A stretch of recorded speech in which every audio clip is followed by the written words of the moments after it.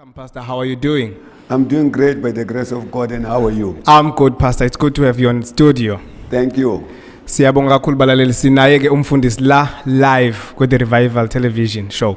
So umfundisi ke sizokhuluma kancane ke ngoba umfundisi sizokhuluma kakhulu ngendaba ethinta insindiso. Yeah. Ama questions ke azoqhubeka ke ukuthi how does salvation impact abantu and what is the reason umuntu asindise, the importance of salvation. Yona yodwa mhlawumbe sokuthi discuss kancane iyini yona insindiso sesifaka entweni kanti sifaka entweni esingayazi all together ukuthi iyini. So sizoqhubeka kanjalo ke mfundisi mhlawumbe into esingayibuza nakubalaleli besilalele besibona singathi yini isalvation mfundisi noma yini nje insindiso all together ngayifaka entweni engingayazi. So umbuzo will be like that mfundisi.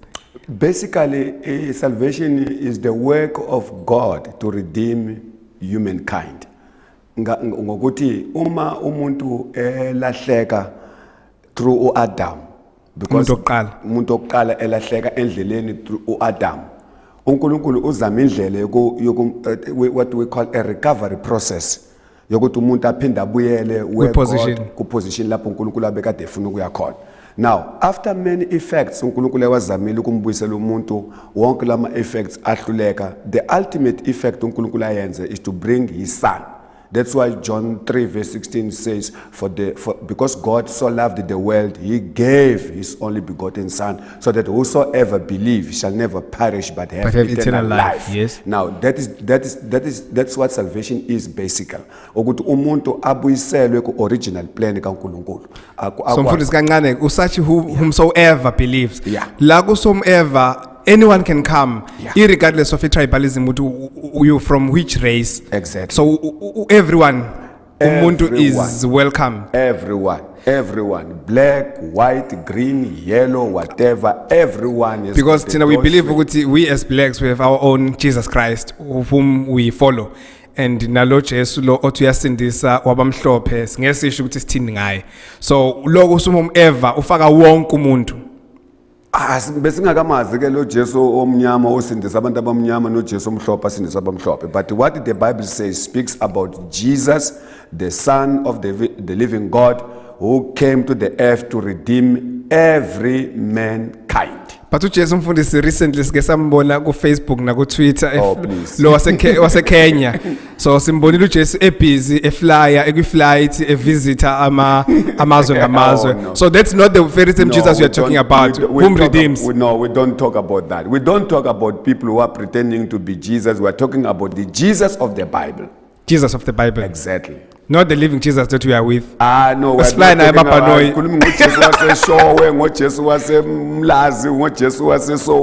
speak about the Jesus of the Bible, the only begotten Son of God. Tell me again, mfundisi, usasho kanjalo from a Bible, people never believed this is real Jesus Christ. Because babena lento yokuthi I know uyezu Messiah. No mesefikile waphila phakathi kwabo wabonakala phakathi kwabo wenza izimangaliso phakathi kwabo nabaprofeti ababezenza nabantu abapriest ababezenza ngaleso sikhathi. But yini ehlukile ke ngalo Jesu lo okuyena yena ke okhona esimkhonzayo esimdumisayo ongafani nabaprofeti? Of course, yes. The only thing that makes this Jesus of us different from the others, it is because the Jesus of the Bible died, was buried, and he rose from the dead. Uvugile kufeni. Lo Jesus simkhonzayo. Laba abanye laba bavukanga ekufeni. Wazenza uJesu washona. Ukuthi igama lithi Jesu lingasetshenziswa wonke umuntu. Of course, yes. Lingaba nami ngayiqamba ingane yami engayizala ngithi uJesu. eBrazil baningi kakhulu abo Jesus baningi kakhulu, Jesus Maria, Jesus what. But here we are talking about Jesus the Christ. uJesu ogcotshiwe.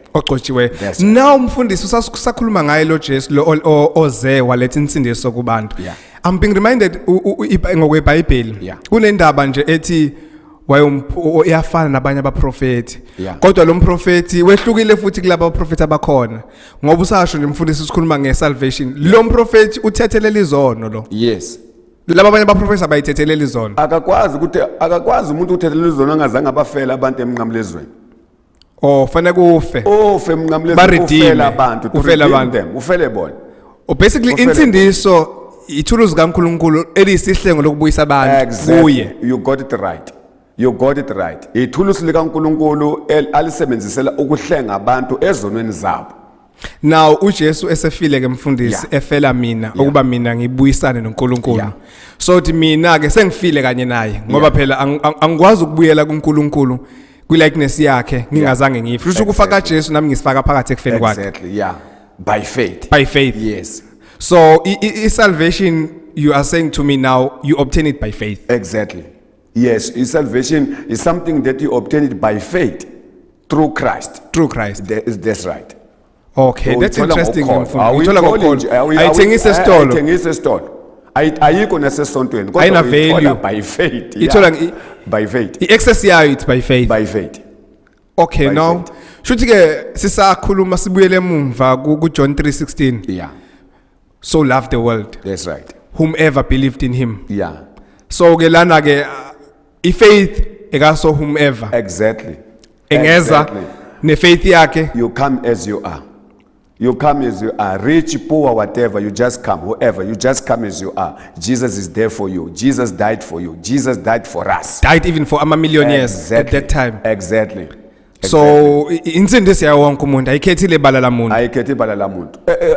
If you speak about the millionaires, we can speak about Nicodemus. Nicodemus was a rich guy. He was saved. But ke mfundisi umbuzo wethu olandelayo. Yeah. Sisazoyike sithintekele ka Nicodemus. Yeah.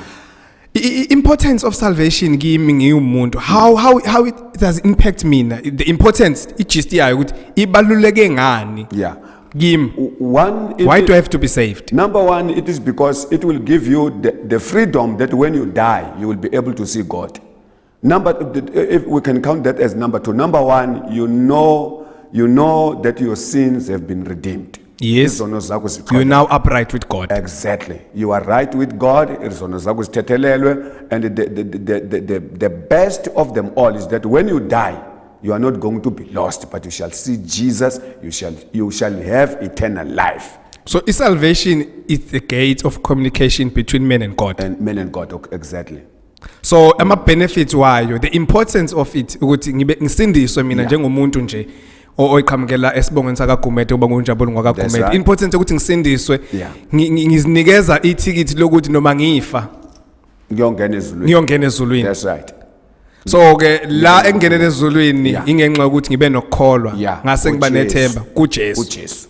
Yeah. That how insindiso is important to me. Exactly. Ifana umuntu ogibela ibhanoyi awukwazi ukugibela ibhanoyi ithikithi ungenalo. No, awukwazi. So ingakho uJesu ithikithi lami ngiyongena ngalo ezulwini. No, so interesting mfundisi. Ungenalo leli thikithi leli noma ungasonta kangakanana ukwazi ukuyongena ezulwini ngoba ithikithi awunalo. Ufana nomuntu ofuna ukungena esitimeleni kodwa akanalo ithikithi. Ngeke angena. Awunayo access. So salvation is an access into eternity. To eternity. Exactly. So do we still believe ukuthi as we are living the current life, there is life after death? Of course, yes. Of course, yes. Jesus was not going to say so because Jesus said it that whosoever believes in me shall not die but shall have eternal life. Whosoever believes in me shall not die but shall have eternal life. Ukufa kumuntu okholwayo uyadlula ekupheleni ngunaphakade. Okay. Yeah. But ke mfundisi kune content engichazayo usakhuluma kushuthi by obtaining salvation. Yes. I'm preparing myself for a next life. Exactly. Uma sengisezulwini ngoba ngiyakholwa ukuthi uJesu uyinkosi nomsindisi now ukukholwa kwami kungenzela ukuthi ngihambe ngezulwini. Of course, yes. Uma ngifa. Uma udlule emhlabeni. Yes. Ingakho noJesu uthi uma lo efe ekholwa yimi ngiyomvusa nangelanga lokufa noma ngosuku lokugcina. Exactly. So ukukholwa ke lokho kuyakusiza ukuthi ikusasa lakho libe right. Libe ukuze uyezulwini. Ungene ezulwini. Kufanele ungene ezulwini. Ngoba sikholwa mfundisi our ultimate goal ukuthi siye ezulwini. Siye ezulwini. Singaye esihogweni. Singasibalekele umkhonziso hoko. Ngoba phela masikhuluma ngezulu siphinde silunguze ngapha esihogweni. Yeah. Imake perish lo athi shall not perish. Speaking of his hoko indirect. Ngapha kuyaperishwa ngapha. Okusho ukuthi ke mfundisi ke if I may say maybe ngaba right ngaba wrong wonke umuntu kumele sindiswe. Of course yes. He loved the world. The word world, cosmos means mankind. Mankind. Across Abantu. different kinds of tribes. Abantu. Noma kuvela east, west, south, abantu bonke abakhona emhlabeni. Abantu izizwe zonke. Jesus died for everyone. Okay. Yeah. Not specific tribes because the Bible is told ukuthi amaJuda, amaGreek, no one speaks of South Africans. Yeah, theologically, basically, God wanted Jesus to come to the Jews first. Yes. So that the Jews can take the salvation. Bagijime nayo bayinikeze nezinye izizwe. Now, amaJuda ke ngenkathi afeyile ukumrecognize ukuthi Jesus is the Messiah. This is the Messiah. Exactly. It is when the door was open for everyone.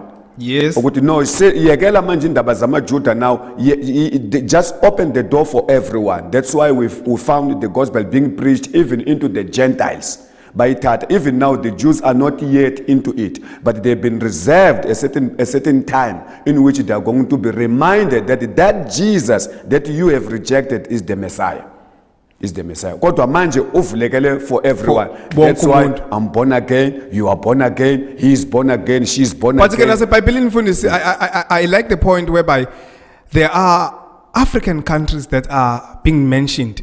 Yeah. Egypt, Ethiopia. Yes. Uyabona ukuthi kwaba khona nomunye owasindiswa wafuna ubhabhadiswa khona la endleleni. Wayevele Ethiopia. Umtheno, yes. Umtheno. So ke salvation is for the world. It's for everyone. For everyone. For everyone. Please, people of the land, please, people of all colors, get Jesus and be saved. He is for everyone. Jesus is for every nation, so every color. Okay, usakhuluma kanjalo. Let's say mina with my family. Yeah. Once mina I'm saved, because one thing that I understand with this culture yokuthi you find ukuthi ubaba akakhonzi. Yeah. But umama uyakhonza uyisa abantwana enkonzweni. Uzothi ubaba, no, it's fine if nina you go to church because ukholwa kwenze kukholelwa mina. So what kind of salvation is that? No, is it called categorized under salvation, or salvation is for an individual mankind? Salvation, I cannot buy salvation for you. You have to do it yourself. You have to take it by yourself. Yeah, I cannot be saved for someone else. You only save for yourself. Be saved for yourself. Umuntu nomuntu mayimela kule nsindiso. Exactly.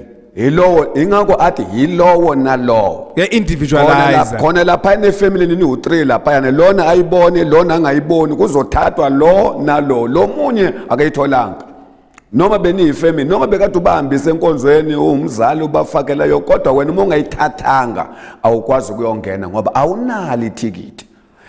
Alike ithikithi le family. Mara ushilo Musa ekuqaleni wathi wayibeka kahle lento wathi isalvation ifana neticket lokungena ebhanoyini. Ngeke wena ufuna ukuya overseas unonkosikazi nomntwana ufika uthenga amathikiti amabili uma suyongena lapha uthi nami ifamily yami nami ngiyangena bawukubuza ukuthi liphi ithikiti lakho.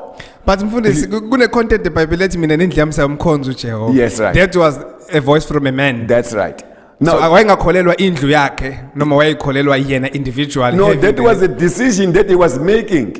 Declaring he was declaring that I and my house not ukuthi siyopusha siyongena nje i decision ayizenzelena njengomnumzana wekhaya ukuthi mina nefamily yami hayi sizoyibamba. Yeah. Nongenali ithikithi uzoya ngoba siyayazi indawo la lithengiswa khona ithikithi. Exactly. You access ithikithi lakho ngefaith. By faith bese uyangena. Okushuthi ke that how salvation impacts abantu. Exactly. So yeah, it's so interesting mfundisi ngendlela oyibeka ngayo ngoba we find abantu abaningi uthola uphuma ekhaya uyedwa oyesontweni ushiya abantu abaningi but hayi no usiyosibeka. That is the current language. Uyedwa ezulwini lo. But lele lokuthi uzosibeka mfundisi alisebenzi kushuthi singakubeka khona ngoba ukuthandazelana we can intercede for you, but if ungakayithathi wena ngokwakho ngeke uthathelwe yithi. Ngeke sitshela uJesu ukuthi besimbeka sicela ukuthi umvulele. uJesu uzobuza ukuthi akakaza awuvula umlomo wakhe angamukele njengenkosi nomsindisi akakaza angivume. So akanali ticket. Akanali ticket. Access ayikho. Ayikho. Ma kuthiwa liyahlwitha ibandla usele lo muntu makuthiwa uyafa ufa Yesu ogwena kaye ezulwini ngoba ezulwini kuya abantu abasindisiwe abahlanzwe ngegazi abaphethe ticket. Yo, so interesting mfundisi. Very interesting. Should wherever we are we need to preach. Yeah. The access ye ticket. That's right. Make everybody have a ticket. Umuntu wonke ufuna ukuyezulwini ufanele abe ne ticket. So no wonder ke mfundisi iBhayibheli lithi ufuna bonke abantu basindiswe Yeah, bafinyelele bafinyelele kulazini kulazini iqiniso. yeah.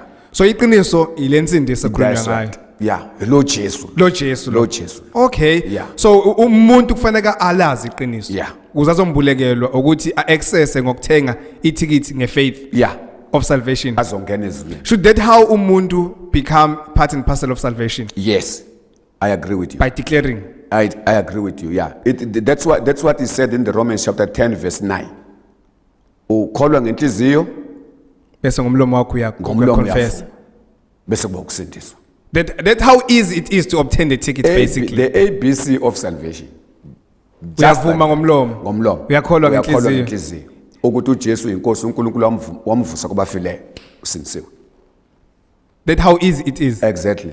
Okunje sekulandela ke ukuthi you have to go to church, you have to meet with those people who are born again, you have to read the word of God, but for you to acquire salvation it is simple as that. Kholwa ngenhliziyo, fuma ngomlomo. So how about umuntu whom never had that time of to take a decision? Would I know I accept Christ as my personal savior? Yeah. But I always go to church. All the time I always go to church. Or singathi omunye umuntu ukhule ngemfundiso yesonto. Yeah. Uhlezi esontweni. Yeah. And back of his mind ucabanga ukuthi usekasindisiwe because I've been esontweni for quite some time. Yeah. And ngiliqale ngimncane by now vele sengimqatshubomvu eksindisweni ngoba ngihlezi kiyanjalo esontweni. It is very interesting. What you're talking about is what is happening in the land. Ukuthi umuntu abe familiar nento azacabange ukuthi uyileyo nto ayenzayo. Uyileyo nto. For instance, uma ungakhipha imoto egarage, ukhipha imoto, engathi igarage lapho kungena khona kuhlala khona imoto. Ake siyikhipha imoto bese kungene wena kuloku kungena zonke insuku egarage. Ngabe uzoba imoto njengoba uhlala ungena nje egarage cha ngizoba lo muntu enhlezi kuyena ushintsho kube imoto ayinofundisi iyezwakala no iyezwakala. That's right. So akusho ukuthi uloku yesontweni uloku ungena uphuma esontweni uloku ungena uphuma ugcina automatically insindiso igcina sengiya because of you have been serving towards going to the church. Bekuzoba lula phela uma kunjalo uvela uye then automatically you become no bekugcina kube ne generation umuntu oyeka u100 automatically usaved. No iyezwakala mfundisi interest kakhulu ukuthi ukuthi a confession. You have to. That's right. That's a declaration. That's right. That's why Jesus every time when he was addressing people he used to say uma ekhona ufuna ukuthi avume. So ke mfundisi nangu ke unjabulo acceptile uJesu as inkosi nomsindisi. Impact yakhe yokuaccept uJesu njengenkosi nomsindisi, how does it affect his past life or the current life? Ushintsha kanjani because nithi umuntu nakasesindisiwe uyashintsha ezindleleni zakhe ezindala athathe indlela ezintsha ezokulunga. So kuleyo period lokwenzakalani kumuntu? How do you come across ukuthi start a new journey? Whom is nurturing you to this new journey? Because you are now saved. That's right. You are introduced to a new life. That's right. So how do you then conduct yourself in this new life? You cannot conduct yourself into the new life. You have to have somebody who can call a coach or a mentor. Yes. Somebody who's going to lead you into the new life that you have taken. That's why we advise people ukuthi lalela ke njengoba sosindisiwe nje ingathi ungadibana nabantu abasindisiwe abathathe lento nayo ukuze bazokusiza ukuthola usizo luya phambili. Now you need someone who's going to lead you. So that's why you need a church which preaches salvation. Yes. That's why you need to have connection with people who are born again, people who are going to tell you that from now, my brother, you have to go to church. From now, you have to go to live a life of prayer. You have to read the word of God. You have to go with others and witness about Jesus. That's why you are in the process of transforming yourself from what you were into what you are becoming. Okay, mfundisi, it's so interesting. Okusho ukuthi ke umuntu umesesindisiwe. There must be into ekhombisa ukuthi no, lo muntu has changed. Of course. He turned from his normal routine. That's right. Because of he accepted Jesus Christ. Yeah.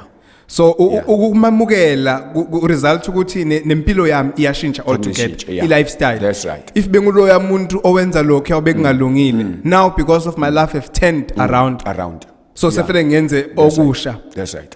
Okay mfundisi ke sisasho kanjalo should we can safely say salvation it is a Christianity lifestyle. Of course yes. because Of course, usushintshe yes. indlela owenza ngayo. Yes. So you are following a Yes, pattern it is a enye manje. Christianity lifestyle. That is the correct word. Christianity lifestyle. Impilo. Impilo. Impilo nje. Ingakho masikhuluma esontweni lethu sithi impilo. impilo. Insindiso impilo. Yomuntu ovela mamukela uJesu. Sewuzophila leyo mpilo ke engafani nale yami. So awubi isigqila sensindiso. No, you not become. You don't become because you do this because you love the Lord. Yes. Ukube isigqila of something is isigqila senza into noma singathandi. But in salvation we'll do it because we love Jesus. Ngiyamthanda uJesu. The reason I love him it is because he first loved me. Uyena umuntu owangithanda bangangifuni bona. Uyena umuntu ongikhombise uthando basically. Abanye behlulekile ukungikhombisa. Wangikhombisa nginuka ngizisoni, ngifile ezonweni kodwa wangithanda uJesu. So yonke into engizoba ngiyenza. So umfundisi ngoba usasho kanjalo. Okusho ukuthi this is how we develop a relationship with Jesus Christ. Yeah. After I've been born again. Born again. Because I've been reminded a story noma into engangayibona being exposed to. Ngihlala endaweni la okunolwandle khona. Yeah. So I'm trying to marry the two. Salvation yona iyo as umuntu osizakalayo. Ngeke ngabona mfundisi umuntu emuka namagagasi. Yeah. Ke wasephakamisa isandla wabonisa ukuthi hey ngiyafa la. I'm not rejoicing here. That's right. So it was the sign that I know I do see myself as umuntu ongenzi kahle. Exactly. Angibhukudi basically. Ngiyafa la. So salvation we can say by ukuphakamisa isandla is the symbol ukuthi no I'm not right. That's right. It's a sign of recognition ukuthi no angikho right. I need help. Ngisizeni. And ukuphakamisa isandla okusho ukuthi uyayizwa lento ekhulunywa lapho ukuthi ngakusiza. Now you are making a point of reference ukuthi no ngicela ukuyiqala ngokuphakamisa isandla. Ngiyaziletha kulento ngiyabona ukuthi ngiyehlulekile. Correctly said. So ke mfundisi ke singayithatha lento senze iscenario ukuthi umuntu ongakasindiswa umuntu omuka namanzi. Uyahamba ngempela. Mangakaphakamisa isandla. One thing that I like about that.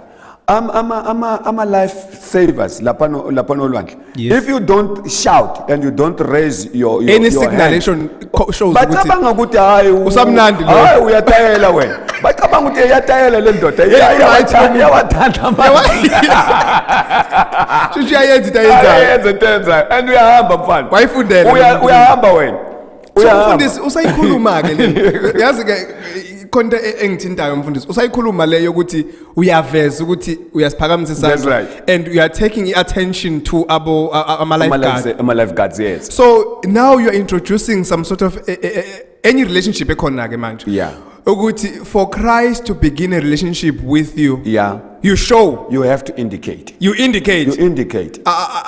I need you to intervene in my life. The story of Jesus in the boat sleeping at the back of the boat and the boat was sinking, the water was coming in, he was in the boat, he saw the water coming in but he was resting, ulindele sign ukuthi no we are in danger madoda ukuthi niyafa. And the moment that guy hey Nkosi awunaki nakunaka noma sisifa it is that time waphakama ngaso uJesu wakhamisha istorm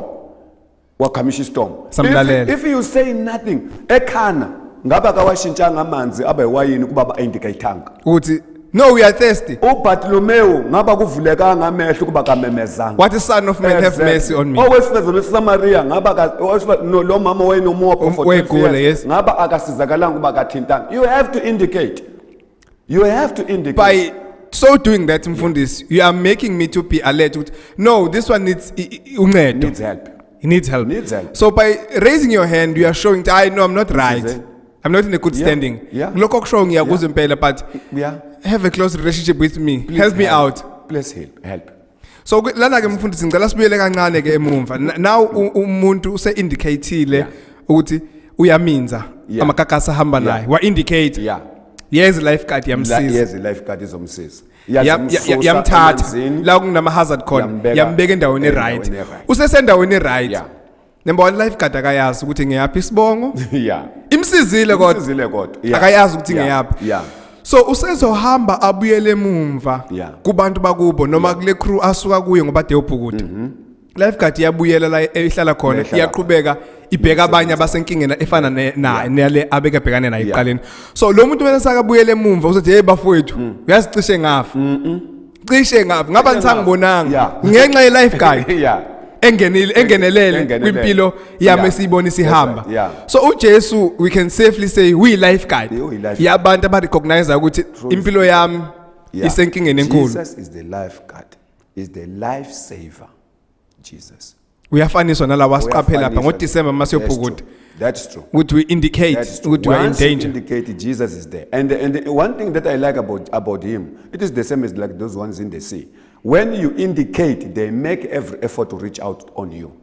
Bafuna indlela ukuthi usizakale. Bangakusizi. Naye uJesu once wa indicator uyakusiza. Uma unga indicate ufa ngempela ekubhekile uJesu ukuthi uyafa lo muntu akuyeke ufe because uthule awu indicate ukuthi you need help uyakuenjoy ukufa wena futhi sikhuluma enye into shithi ukufa lokho siyakenjoy not knowing that's it because uthi yena I brought a plan yokuthi uma uhlupheka indicate ngikusiza uma unga indicate uyazazi wena ukuthi umise kanjani. Son of man have mercy. That's right.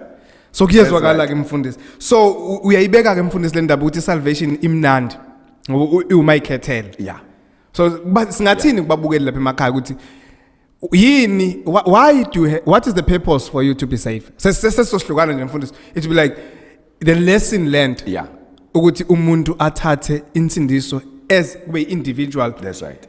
Goal ultimate goal ukuthi no ngiyayithatha ibe ngeyami because of this and this and that. Why futhi ngithatha isizathu sokuthi ngizibonile mina ukuthi angikho right. Ngizibonile mina ukuthi anginakho futhi ukuxhumana phakathi kwami noNkulunkulu anginalo ithikithi lokuya ezweni. Sesivala mfundisi ngifuna ube nalesithombe ukuthi umlaleli nosibukayo as we speak. Importance of salvation. Noma ubani lesasimlabe enclosure indicate ukuthi umuphi umuntu whom is able to redeem umuntu. And why are we being redeemed by him? Because zikiningi izinkolo bakhona uNkulunkulu bakhona uJesu bakhona. So yena muphi lo efaneke simazi as a redeemer. Yena muphi lo simafuna simazi ukuthi ungumsindisi. Yilokho mfundisi ngifuna inclosure sesizokwenza kanjalo. Allow me just to say this ukuthi for a person to be saved, this is very imperative. For a person to be saved, number one, you have to realize ukuthi you are not well. You are not well. You are not well. upright. You are not right. Yes. 2, you need someone to help you.